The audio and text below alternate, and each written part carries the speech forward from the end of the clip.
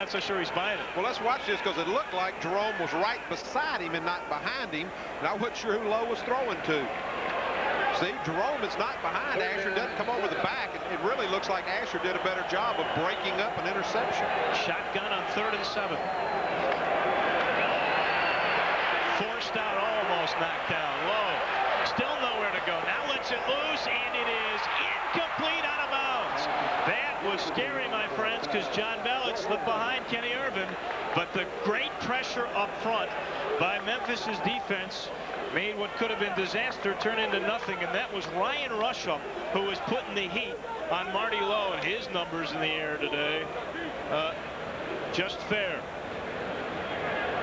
Ross Kelly back at the 18-yard line, and Brookfield again set to punt it away. A 61-yard effort, his last punt. Not much of a win. Oh, just gets it away. This one high, not as far. Ross Kelly, fair catch at the 30, stops right there. So the Tigers decent field position to start with 6:26 left in the third. Down a score, a touchdown. They need 7. 35-yard punt, 0 return. And there's a look at Tim Rose as he gathers the defense around him. Well, I go back. If Barry Dillon had just picked that pass off, we'd be tied right now. First quarter, but it sure stopped the drive and forced the field goal. Here's 1st down and 10. Derek Jones, did you see? Oh, he fumbles the football. He was already down. He was already down. He fought through one tackle. He gets 6 yards on sheer effort. You know, every football team goes through some injuries, Bob.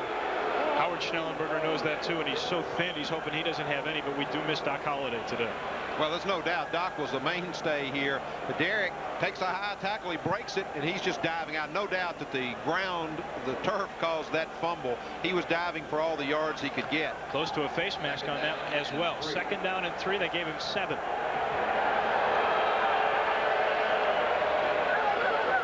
Tigers set to pound it back on the ground. A punishing lick by Derek Jones. He just lowered the head on Terry Quinn and gets the 1st down.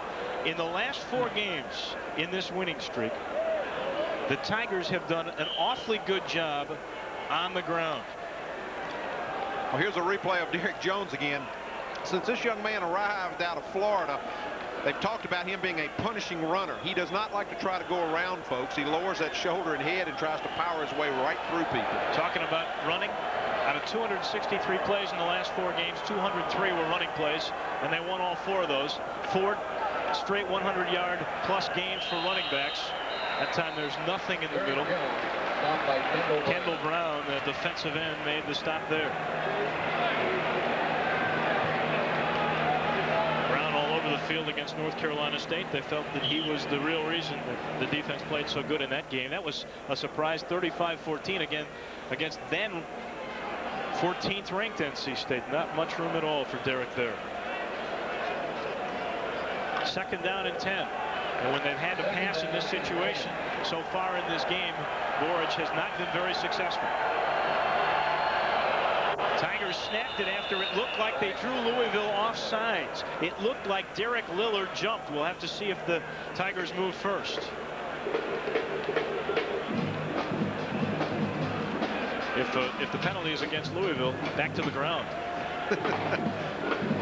Well, that's the way you feel you've got to go. It's offsides, Louisville. So Tony Scarpino is very successful at doing that. Joe Borich has picked that up as well. Well, that's something we work on every day in practice. The quarterbacks, when they're doing their CQ exchange, go through a quick drill here. Once somebody's in the neutral zone, the center is taught to snap it. The quarterback goes to his knee. And John Ludwig is fabulous at that.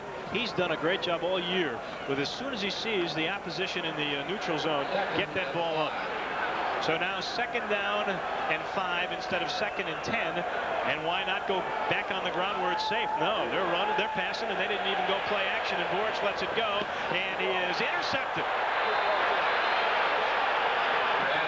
He may have been out of bounds, and that would be a big break for the Tigers if that's the case. It is. Well, I believe Madison had the ball, and it bounced off his shoulder pads, and Rico Clark tried to catch it, but was already out of bounds on the ground. Let's see if we can get a replay here. Joe's rolling out, looking downfield. Roskelly.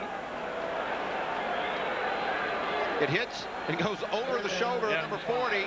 And then Rico Clark tries to get his feet down, but he's clearly out of bounds. Boy, that's close. What a great effort by Rico. And here comes 3rd down and 5.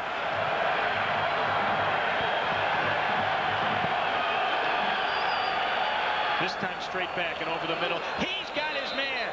Mike Anderson. No, it's incomplete. For a minute, I thought he got it.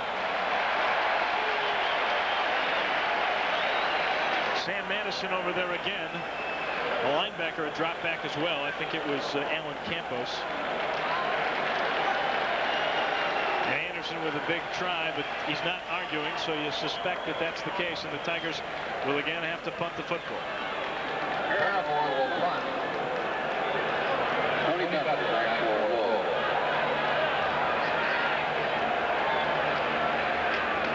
Return is on for Louisville, and that's a low kick. Bethel has it to the 20, and that's all. Rod Mason playing tough special teams down there in a hurry. So Louisville will take over 1st and 10 at their own 20-yard line with 3:59 left to go in the 3rd chapter. Each of these shoppers needed a new sofa. Shopper number 1 listened to radio, watched TV, clipped the ads, made a list of all the sales. She drove all over town searching for a quality sofa at a fair price. Shopper number 2, on the other hand, made one stop. She knew Bartlett Home Furnishings sells only quality furniture at the guaranteed lowest price every day. She chose this Clayton Marcus sofa for $7.99. Great sofa, best price. Shopper number 1, she's still out there somewhere. Quality furniture, the guaranteed lowest price. Bartlett Home Furnishings.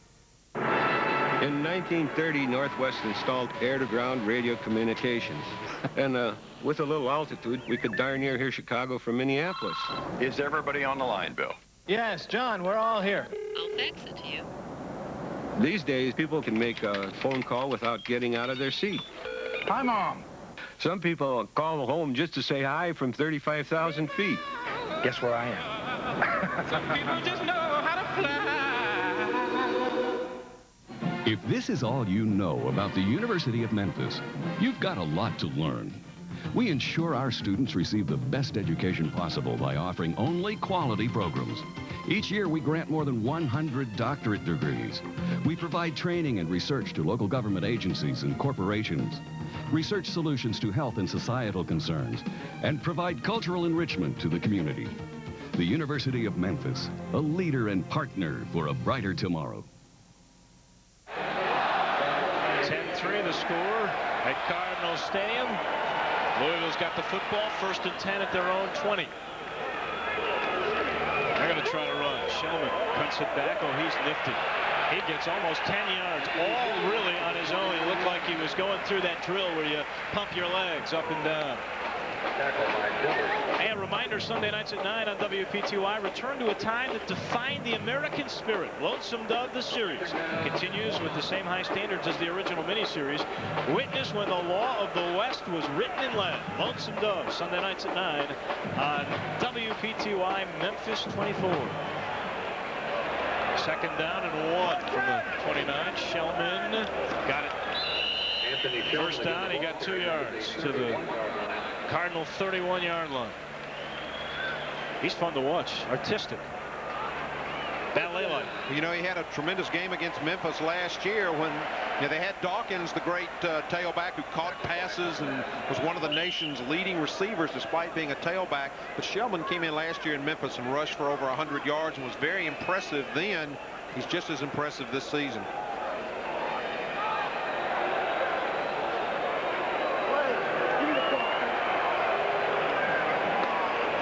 Mixing it up to the, here he goes. Hey, sacked. It was Brian Barnett who got him. Tim Hart with some help. We've called Brian Barnett's name a number of times today, but the junior from Opelika, Alabama, once again in the Louisville backfield, he just beats off the block. Look, they're trying to double team him.